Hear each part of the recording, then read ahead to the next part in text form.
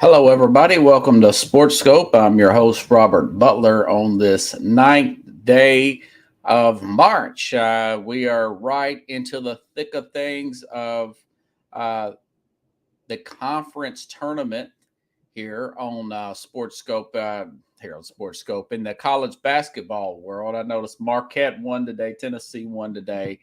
A lot of the conference tournaments.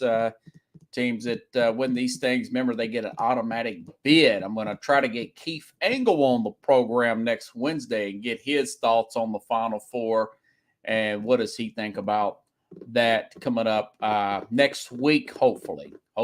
And also Dave Harris, hopefully to get an interview with him Saturday, and we'll be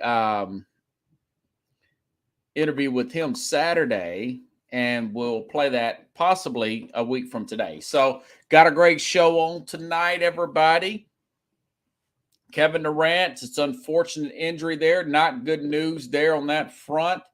Also, interesting news out of the NBA. That there was an interesting article about NBA and social media and the streaming and everything of the NBA. I thought was a fascinating story there. We'll get into that and more. I'll be back in a minute and 19 seconds here on Sports Scope. We'll hit the ground running, okay?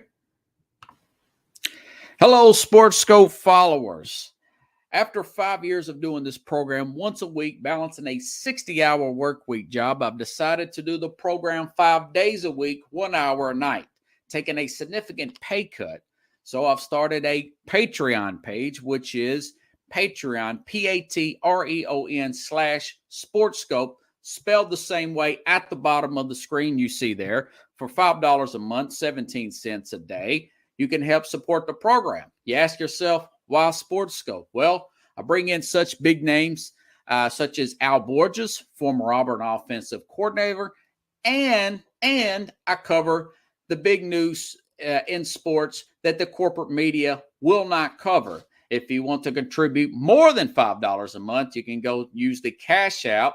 The cash tag is Sports Scope, again, spelled the same way.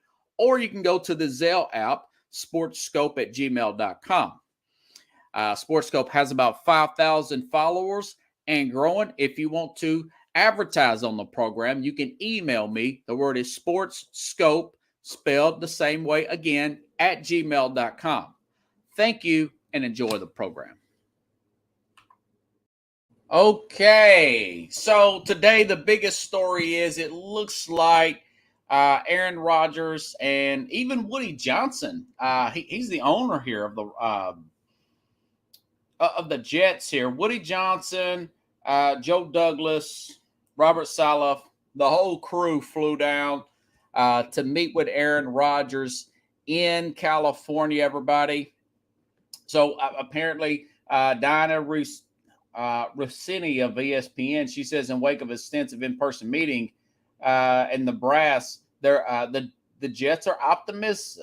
They're optimistic that they can land the future Hall of Fame quarterback. While optimism, she says, existed before the California meeting, Woody Johnson felt like it was important to meet in person, sources say. Remember, Houston never did that.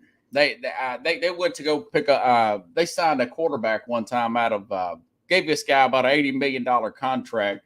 Never met him. And I commend the owner for doing that. That's good stuff, meeting him in person. As the Jets internally are working under optimism, the Jets she says, and the Packers remain engaged in conversation about compensation. Now, this was this morning. These conversations already started before the meeting, and now have to wait and see if the Jets can close the deal and bring the future Hall of Famer to New York. I'll say this. Also, in light of this, numerous reports have came out that Jordan Love last year from year 2 to year 3 has totally taken off. Love is a guy that looks super raw when they brought him in out of Utah State. And from what we saw of him a couple years ago, not last season, I know he had some mop-up duty against the Eagles, But the year before that, I don't know what the deal was, but he looked terrible. He looked terrible against the Jets. Or against the Kansas City Chiefs. Excuse me.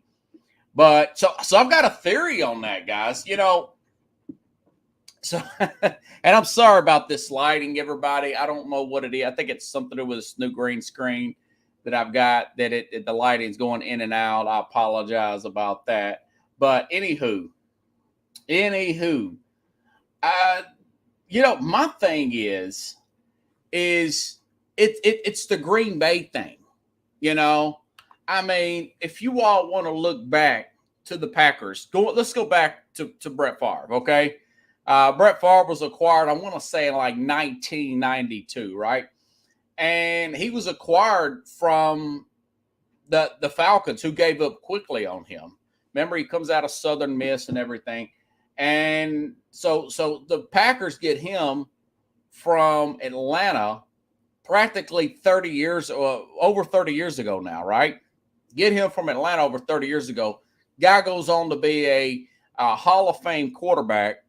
And about in the early 2000s, he's contemplating back and forth. I want to retire. I don't want to retire. I want to retire. Ironically, he was moved to the Jets right around the time that potentially Rodgers being moved to the Jets. And, you look at the guy they picked up. They drafted Aaron Rodgers. I want to say 2004 or 5. They drafted Rodgers, a guy who some of the media talked about potentially being number 1 pick. It was obviously Alex Smith. This guy falls all the way to the 20s in the draft. He falls all the way to the 20s. He's a quarterback from Cal. He is a junior college transfer. And I remember looking at him and thinking to myself, this guy's no good. He holds the ball way above his head. He's come from Cal. Cal wasn't that good. They got good during that time. I thought to myself, Cal's not nothing. The media's overhyping this guy. He's got a pretty strong arm, but he's got that unorthodox style. And he sit on the bench for 3 years under Brett Favre. Like Jordan Love. You can't make this stuff up. And, they've had enough of Favre the way the Packers seem to have had enough of Rodgers now. And the guy turns out to be Aaron Rodgers, a player that's better than Favre. And most people would say, and I'm one of them. Definitely more talented player than a Brett Favre.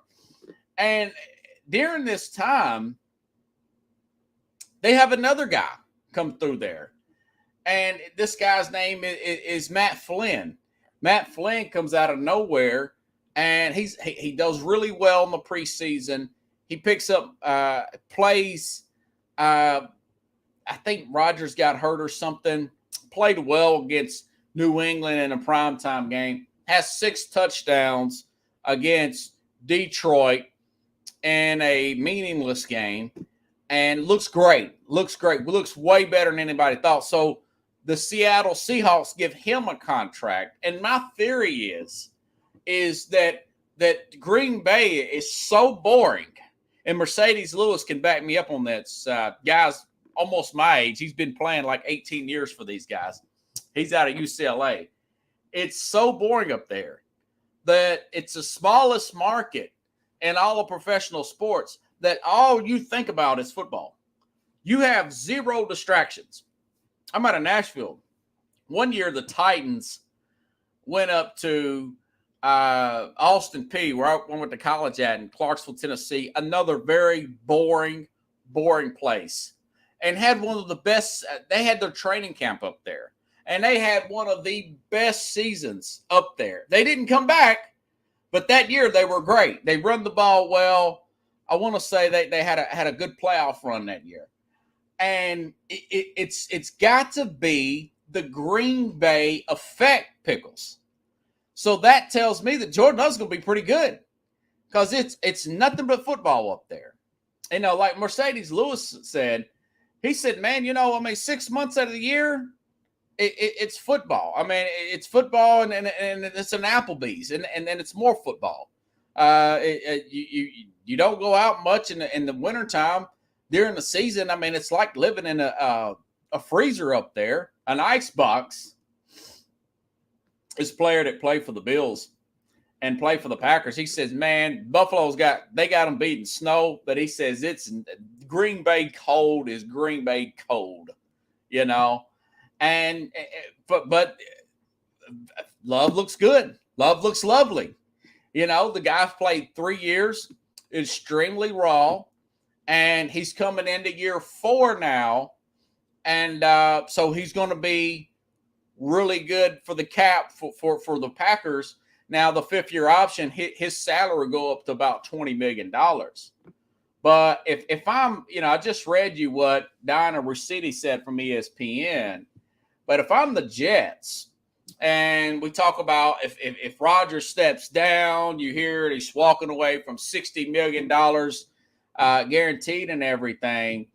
And I just, there's no way under the sun that I'm giving up that 13th pick from the Jets if I've got to take all this salary out. Now, if the Packers want to take some of this salary, preferably half, at least for the first year, you know, at least preferably half, yeah, I'd give up a 13th overall pick. But, you know, the truth of the matter is the Jets are in a lot better shape than I thought they were. After I looked at them, Pickles, now that this seems more serious, I mean, the Jets, they're a team. They're in the top 5 in total defense, and they're in the top 5 in points allowed. And you look at they had a guy, Zach Wilson, playing. Think about this for a second. They had Garrett Wilson at wide receiver win Rookie of the Year. They had Zach Wilson at quarterback, Mike White at quarterback, and Joe Flacco at quarterback. And this guy still wins Rookie of the Year. And this defense is still top 5. Remember, this defense went against Miami with those 2,000-yard receivers there, and Waddle and Tyreek Hill and Josh Allen and that Buffalo Bills team that was rolling most of the year. So that's a legit top 5 defense with Quentin Williams and Sauce Gardner on the back end, who's still on his rookie contract, who won Defensive Rookie of the Year. Remember, this team went up there and beat Green Bay in Green Bay, you know. And you look at, they're a little bit over the cap, but I started thinking about it. They're only a few $100,000 up. Jeez, what was the Saints, like 45, 50 something million over the cap? They got under the cap, and they've got Derek Carr signed. So if the Saints can do it, Joe Douglas, who's been a pretty good general manager, other than the Zach Wilson, that's a big debacle. Don't get me wrong. Other than Zach Wilson there, but I mean, you're going to get Breece Hall back, I'm sure. Zovanian Knight at running back, Garrett Wilson. They may cut Corey Davis, Elijah Moore. I haven't gave up on Elijah Moore, and Tyler Conklin there at tight end with CJ Uzama. Now, Elijah Very Tucker at right guard, and left tackle Dwayne Brown. Maybe they bring him back one more year. I know he's a little long in the tooth there, but if you look at that, that's why I wouldn't give up that. Now, if I gotta eat that, the Packers, they only got a 4th round pick for Favre years ago when he was 39. That's all I'm giving up. 4th round pick, maybe a later 1st round, and 24 or 25. There's no way I'm giving up a big bunch of picks and take on all this money. And that's probably what this holdup is, I would say. But, if you really look at this thing, it would motivate an Aaron Rodgers. Top 5 defense in every category, true number 1 receiver, got Breece Hall. He's got his former offensive coordinator from the Packers up there. he's got a defensive-minded head coach, but he's got a lot of rapport there with that offensive coordinator. It's a change of scenery there for him. He's used to playing in the cold weather.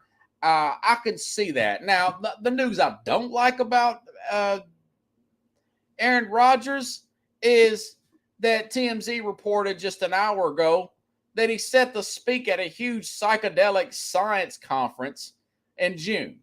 You know, his head is everywhere else, you know. But that's Rodgers. That's Rodgers being Rodgers.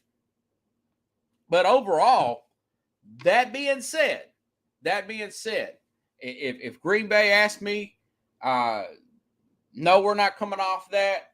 Yes, we want that first round pick.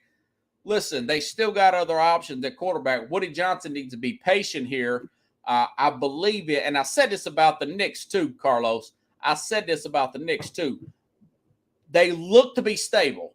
You look top 5 defense in total yards and in points. And that's that's a legit stat there for the Jets there. Going against Buffalo and Miami twice.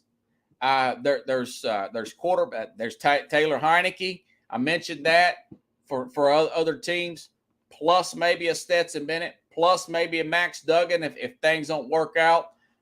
There's no way I would go after a Lamar Jackson if I'm Joe Douglas in the Jets right now. Probably still want to go with that offensive coordinator. Probably want to still go with a traditional pro-style quarterback. They haven't dumped Zach Wilson officially. And just maybe, because I'm hearing that, you know, they are long in the tooth at that left tackle, go ahead and try to get another one. I know Tennessee's going to take one at 11. This is supposed to be a high top 10 tight end draft, by the way. They can upgrade there. They can maybe add another receiver there, which they could use. Possibly go after Hopkins, maybe Jacoby Myers, who they've seen with the Patriots, because you've got a true number one in Garrett Wilson. You got the true number one there, the defensive line there, the secondary's there. So you're there on that side. The running game's going to be there. You're there on that side. Only thing they need is a quarterback to convert third down. Even if you got to get a stopgap guy and try again next year, I just wouldn't do a bunch of crazy stuff and overpay for anybody right now. But that's the Jets for you. I mean, they've done it before and they'll do it again. But they're in a much better place, right? Remember, this team beat Buffalo last year. They were one play away from beating the Patriots. So it's you could see that they're pretty much a quarterback away.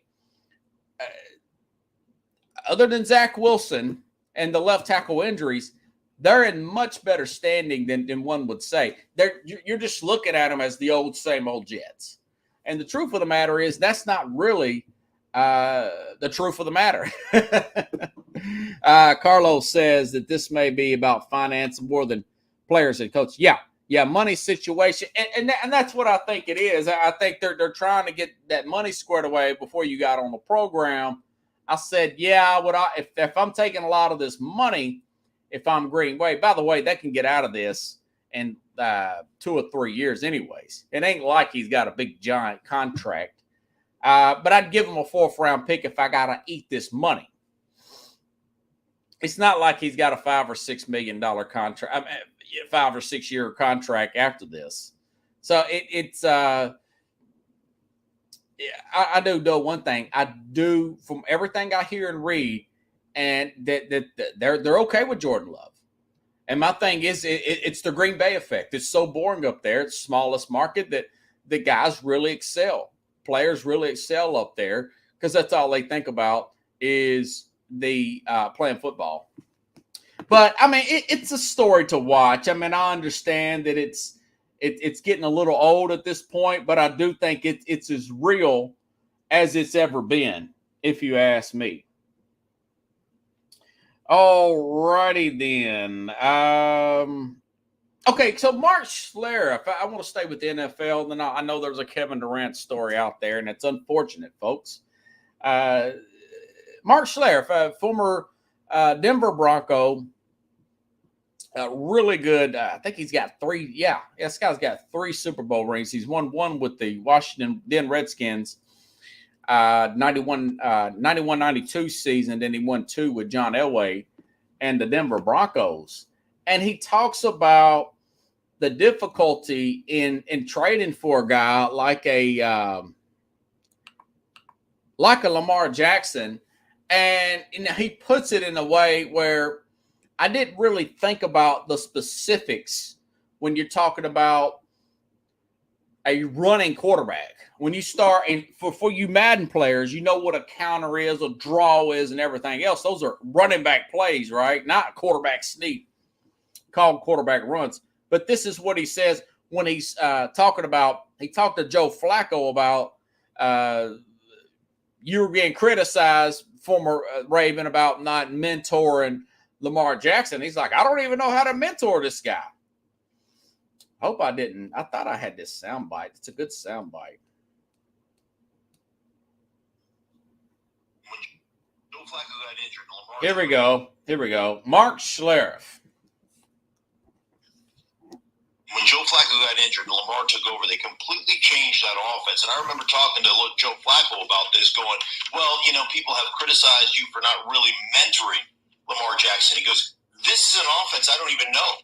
He's like, what am I going to tell? He goes, what am I going to tell Lamar Jackson? Yeah, what I would do on this when you're running quarterback counter. Like, when am I going to run a quarterback counter? Like, it doesn't work, so I don't know anything about this offense. And they created this collegiate run-first, quarterback run, play action off of that offense. So I think the other teams are looking at this going, hey, if we get Lamar, do we have to change our incomplete style? We don't have the personnel to change that. Like, there are a lot of questions that you would have to ask yourself if you're a GM or if you're a head coach. Yep, a lot of momentum. Contracts.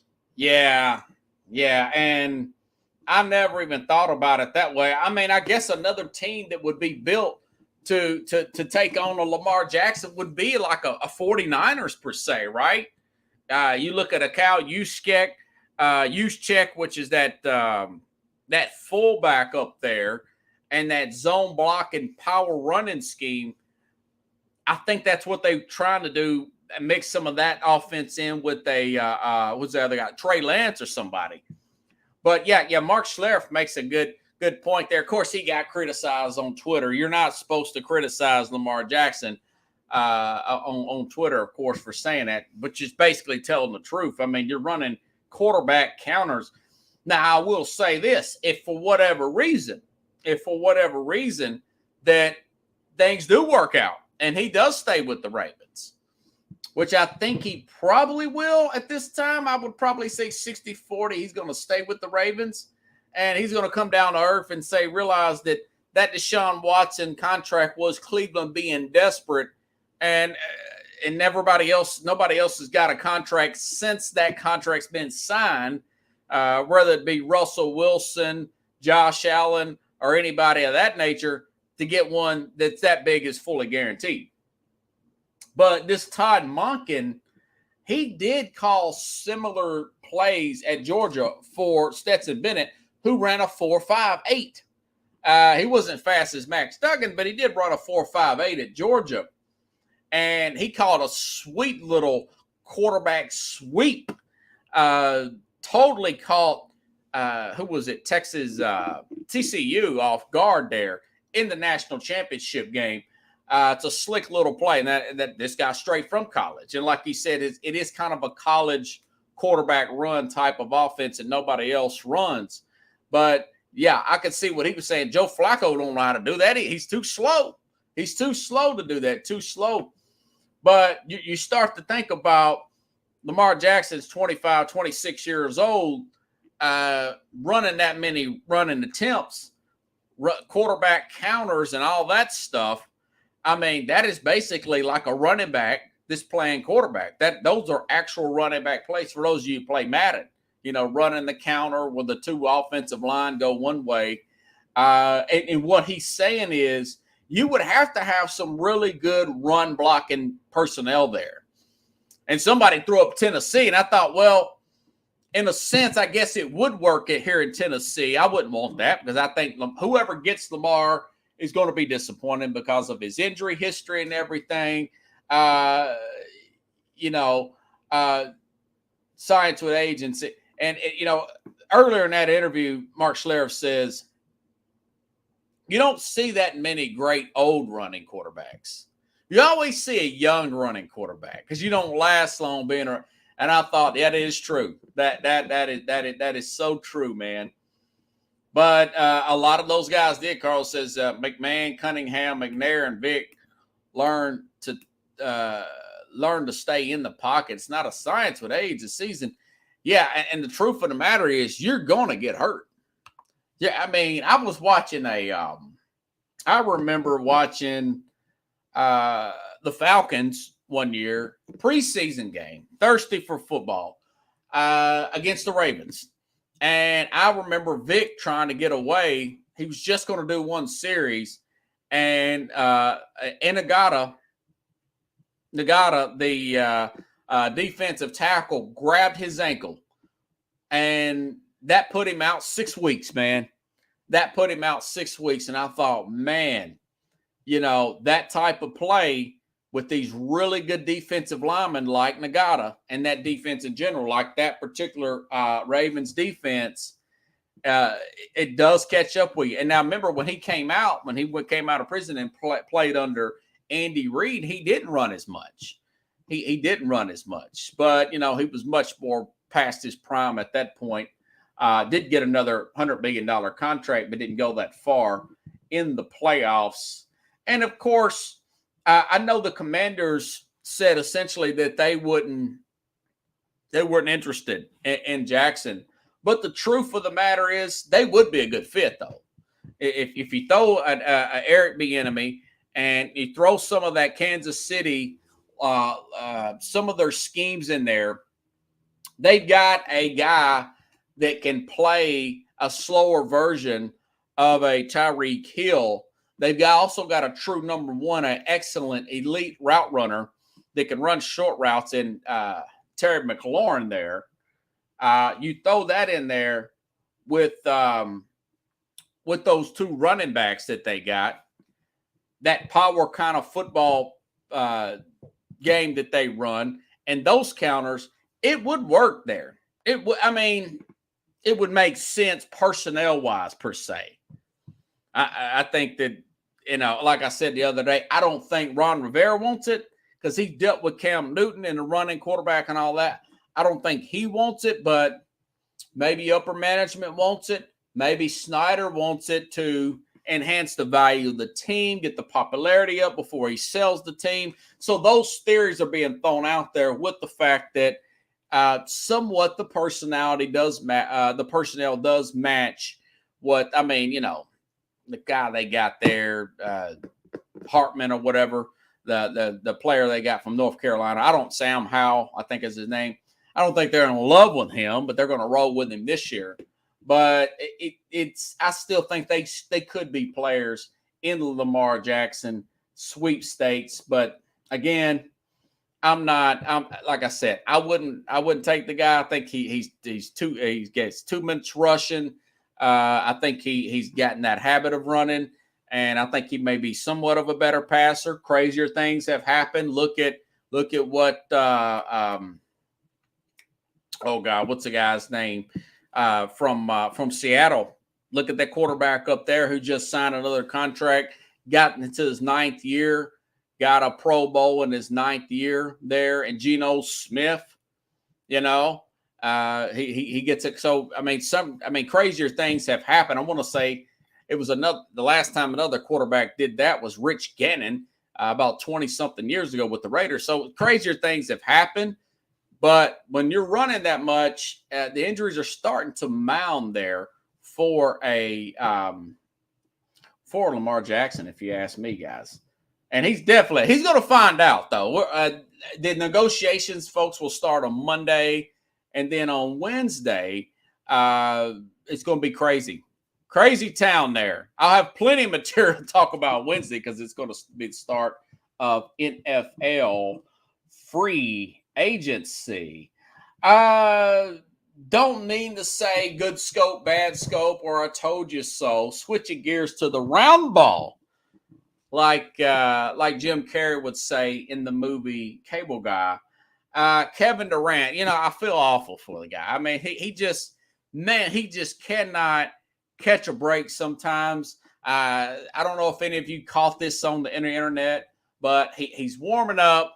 There was some water under the basket. He slips and falls, turns his ankle. It kind of reminds me of an episode of Curb Your Enthusiasm, kind of a freak accident where Larry stretches his feet out. He's at the Laker game and he accidentally trips Shaq, and then Shaq hurts his ankle and he's out for weeks. Now, I said it. I thought that, with his age, Pickle says he can't win for losing.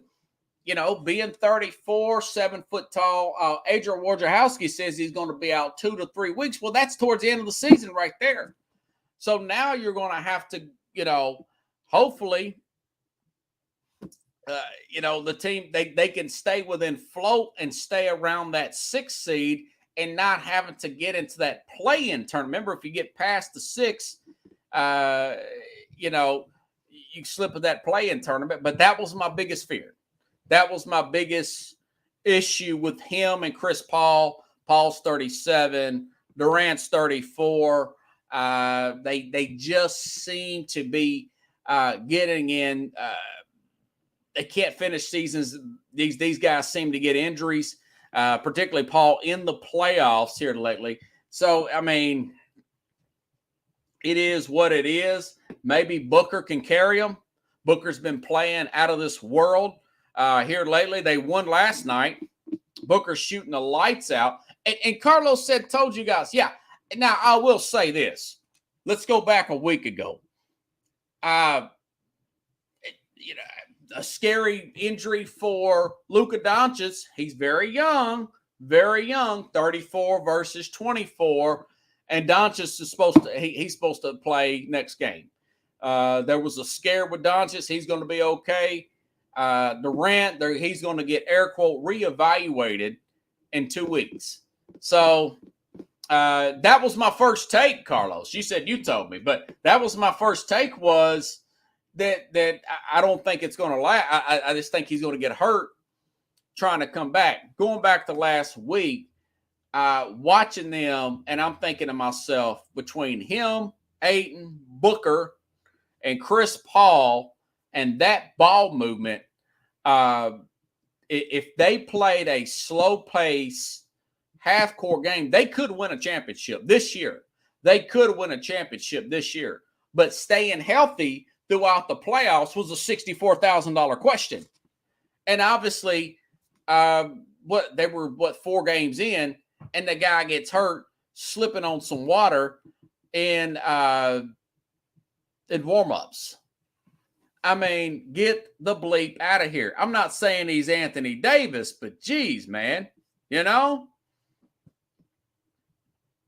But it is what it is. Hopefully he'll come back. I doubt it. I doubt if he's going to be back and they're going to be. I think that, this is probably going to put a team like a Denver. They're still in the driver's seat. They still got that 1 seed. If they can keep their core healthy, that's a big if with Jamal Murray, who's always hurt every year in the playoffs, it seems like. And, of course, Michael Porter and Gordon. And obviously the Joker. If those guys can stay healthy, I think they're going to cut it on and probably win a few rounds like they did in the bubble. And remember, before the bubble, the year before the bubble, they won a few rounds in the playoffs. So this is not the first rodeo for Denver, okay? It's not the first rodeo for them.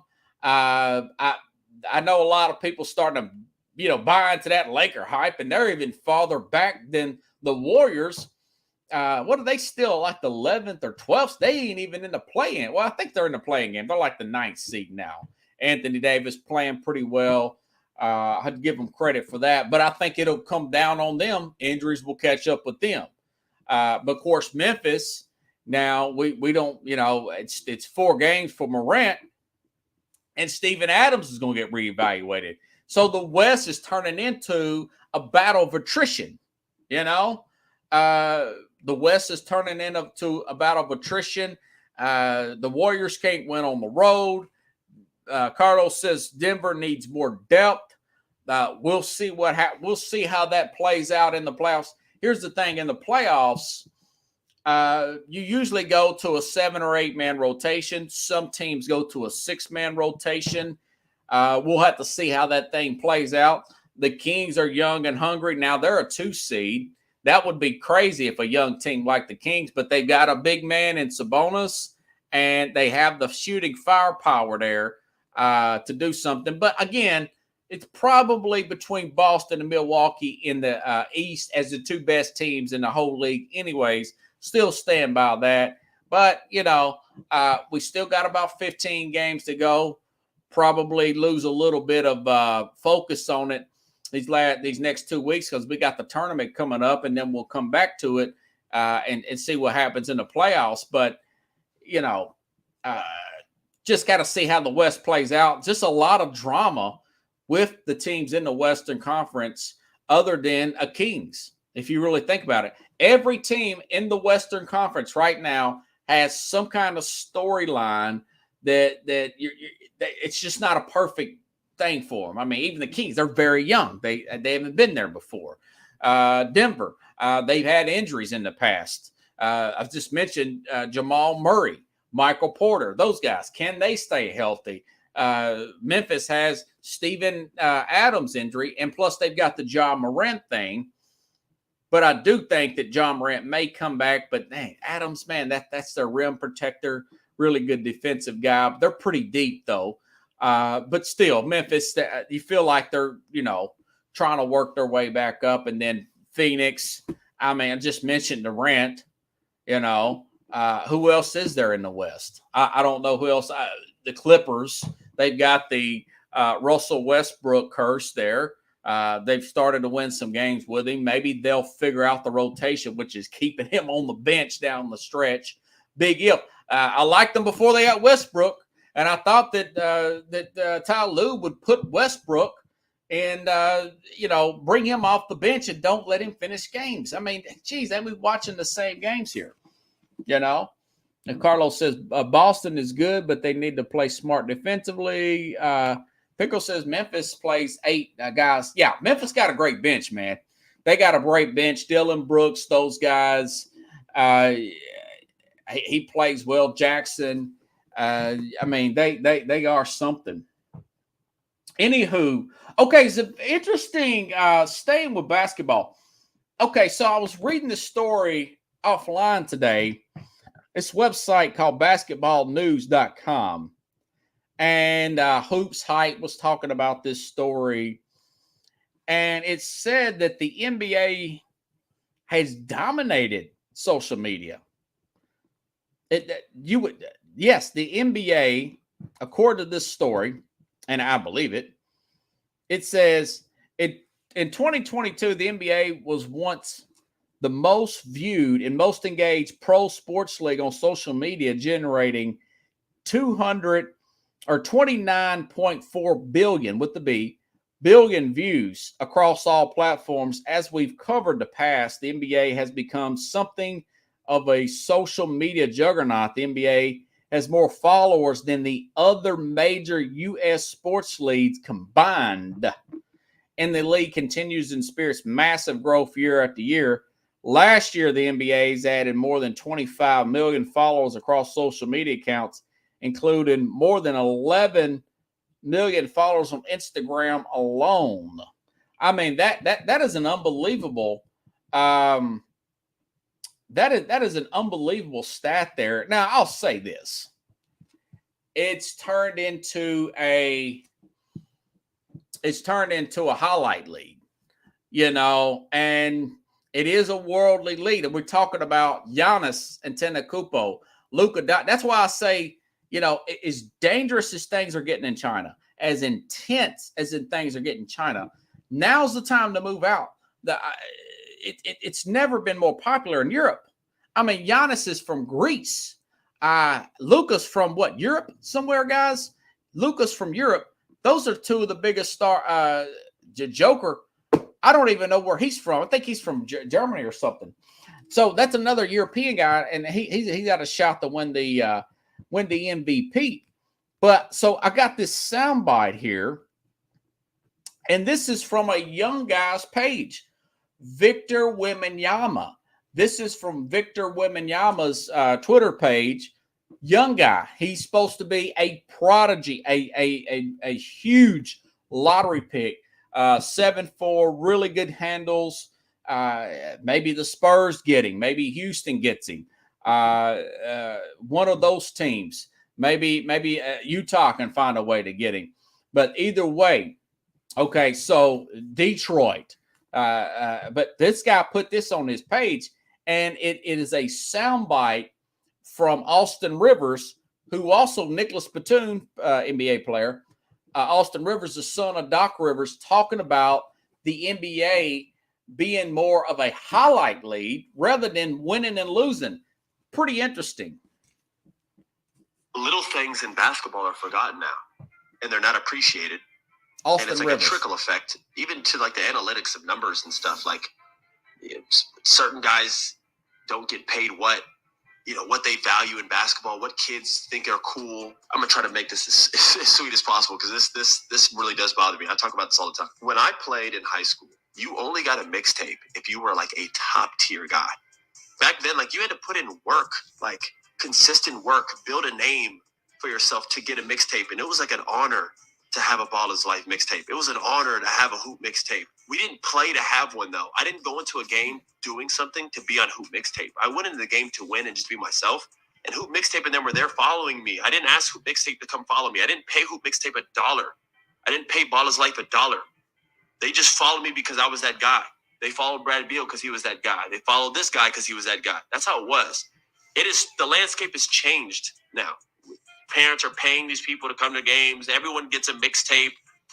Everyone looks at the camera now and taps on their head when they dunk on someone, and it's all highlight after highlight after highlight. And now only kids watch highlights. They don't watch the actual basketball game, the purity of the game. Making a hockey pass, which means making the right pass. Even though you're not going to get an assist, you're driving to make a play so someone else can make the play to get an assist. Diving on the floor, talking on defense, playing defense at all. Shooting good shots, making the game easy, being efficient with basketball, and scoring off 1 or 2 dribbles rather than 15 dribbles. This whole thing, and I only named like 12. There's 50 of them, has been forgotten about in basketball, and you're seeing it with some of these guys that come to the NBA. I could name you names, but I'm not going to. That come into the NBA and have all the talent in the world, but like they need to be taught basketball, because like this is what.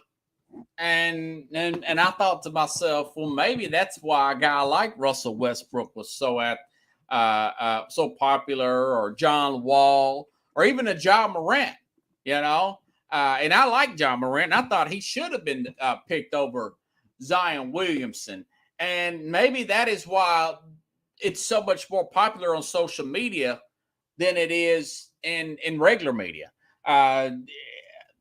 Geez, I mean, guys. The All-Star game was close to all-time low, I want to say. It's like a 20-year low. I mean, people are just not watching it. They're just not watching the actual games. I mean, the NBA was bragging about what they did over Christmas holiday. They had 4 million people watch those Christmas Day games. And just a off-the-wall, low-end NFL games is 11 million. You watch the playoffs, where it's like a Dallas or San Francisco. I mean, you're 49, 50 million people in the playoffs. Super Bowl, this past year, 112 to 118 million people watching the Super Bowl. But, I agree with him. And it's just like, aren't you guys curious about winning anymore? What Austin Rivers said. And I'm on Twitter all the time, Pickles, and I follow these NBA sites, Hoops Hype or Complex or Slam, and I'm going through whatever's trending, and I'm constantly looking for material, and I go through this stuff, And for instance, like when I get off tonight, I look the other night. I looked at Steph Curry. It says he's on fire, and it shows like a little fire emoji, and X points and assists and blah blah blah. So I see that tweet by this site that covers the NBA before I see the box score. Then I click down to the box score, and you guys know that Golden State lost the game. I'm like, but they lost. But are you worried about highlights? Or are you worried about winning and losing? And for a guy like an Austin Rivers to actually come out and say that publicly, kudos to him. Nicholas Batum agrees with it. The young Victor Wembanyama, the 7'4" phenom, 18-year-old guy, he believes that is issue. So it's that AAU mixtape stuff, and that's good part of the game. But I'm not wanting to read somebody's stat line if they lost the game. I don't care about the highest scoring person, win or lose. No, I want to see who won the game and who caused that win. How did they win? Did the other team shoot the ball well? Did one guy just go crazy hot? Did somebody foul out? Was there an injury in the game? I'm curious who actually won the game and how the game was won. Yeah, and Pickle says Sean Kemp. Yep, Kemp supposedly got released. That was just more of a self-defense thing, and he's not going to be charged today. Nobody wants to talk about the All-Star game because nobody talks about the dunk.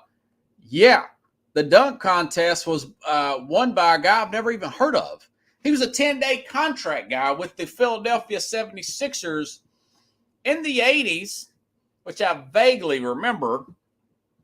In the early 90s, the dunk contest was good. I mean, Jordan was in the dunk contest. You know, I want to say Dominique Wilkins was in the dunk contest. Now you get guys, I think Aaron Gordon did it and Zach LaVine, but that was before they were Aaron Gordon and Zach LaVine. You know, it wasn't the fact that you're not going to see the stars. You kind of like to see a Giannis do the dunk contest.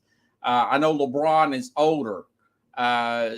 You want to see some of the up-and-coming stars that we know who they are do the dunk contest. But everything Doncic is Slovenian, not Serbian. Okay. Yeah, Carlos says he's from Slovenia. I mean, the good news is the NBA, and I was talking to Corey, you watched the program. You made a good point the other day. You said it could pass the NFL because it's so international. You know, and by the way, I'm not just picking on the NBA. I've seen this in baseball, Carlos. I've seen this when the Yankees got beat, and everybody's talking about the 800 feet home run that Aaron Judge hit. You know, everybody's talking about that. And I look up, and then I was like, wait a minute, they lost 8-6. Man, I mean, I understand you want to talk about the home run, and everybody talking about the home run. Let's talk about how the game was won. You know, that is such a weird thing. If you think about it, they dominate, the NBA dominate billions of views, and billions of followers. Little kids and stuff like that. Over the other sports, you think about football, the great catches, the Odell Beckham catch. People imitating the Odell Beckham catch. People imitating the, your Patrick Mahomes throws and all that sort of thing. But I guess, the turnaround jumpers and all that, and then, lowering the rim and dunking, I guess that, I don't know. That was pretty interesting. That was pretty interesting. The popularity of an NBA, but it's. I think the playoffs are going to be good this year.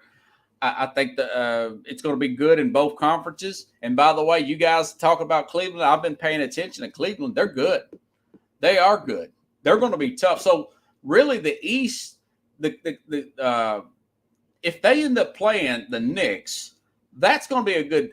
Hopefully, I mean, they could cut it on him, and they may beat the Knicks like the way Atlanta beat them.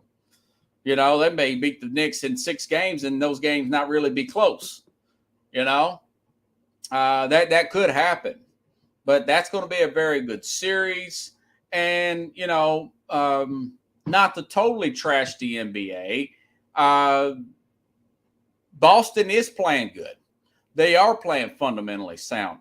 Giannis is getting everybody else involved. Drew Holiday's finally stepping up and playing the way that I know that he can play, going back at the beginning of the New Orleans Pelicans days and the Philadelphia 76ers days.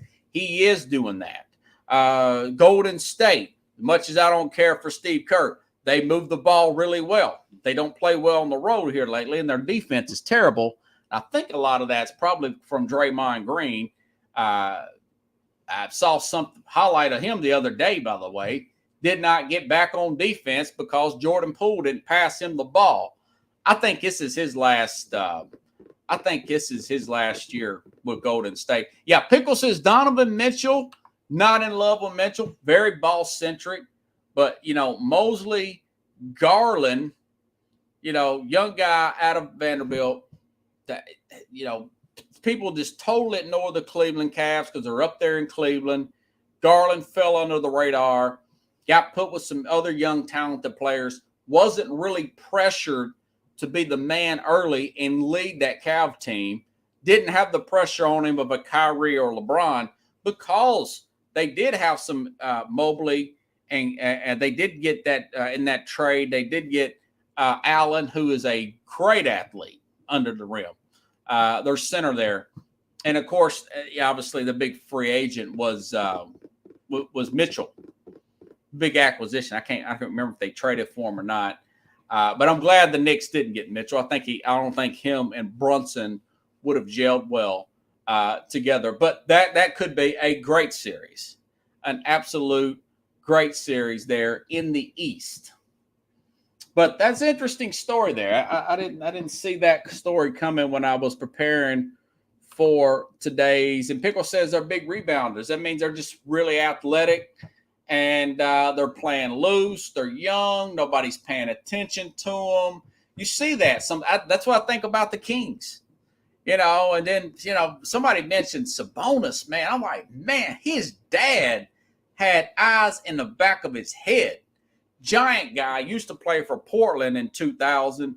And they were just a few plays away from beating that Laker team and ultimately winning the championship and beating that Indiana Pacer team. So if you guys like the show, share the show. Carlos, can't wait to get your opinion tomorrow and breakdown of this Daniel Jones contract. I know you're not. I know you're in love with that, and you're a big Daniel Jones fan. I got your jersey in the mail. Hopefully, I kid. I hope to have Carlos Bad New Yorker Chavez on. We'll talk about that. I'll ask him his thoughts on Lamar Jackson there. Aaron maybe this time tomorrow, Aaron Rodgers is a Jet, or maybe the Jets try something else. You know, Jets seem a little down that they couldn't get Derek Carr there. But if I'm the Jets, I'm patient. Just build the roster up. Try not to do anything knee-jerk that's going to set you back a few years. But if you guys like the show, share the show. I'm working on an intro right now. Maybe I'll have one here in the next week or two. And by the way, thank you for watching on YouTube. My YouTube audience has went up about 4 or 5 times. I'm getting 30 and 40, 50 views. And I normally get 4 or 5 views. I've got 25 subscribers. So thank you. Please like the YouTube page. Share the YouTube as much as you can. Trying to get this thing built up and getting it going. But I will say this. Now that sports has slowed down a little bit, and it's picking back up, but during the drought times, I noticed my views and ratings have picked up, and I want to thank you for that. I want to thank you all for that, and going to continue to build this thing up, getting more guests on, even though I'm not building it on guests. I do like to have guests, especially people that are very passionate about sports, like Jeffrey Deskovich, John out of Niagara Falls area there, hope to have Keith Angle back on next week. Perhaps next Wednesday, get his Final Four pick. But I enjoy having, and I got some friends off Twitter I've been wanting to bring on. An old friend I grew up with, Scott, hopefully bring you on the program. I know you're a big sports guy. Shoot, we played a lot of sports growing up, man. So either way, a lot of big things happening here on the program, okay? Again, I'll be back tomorrow here, folks. Same place, same time here on Sports Scope.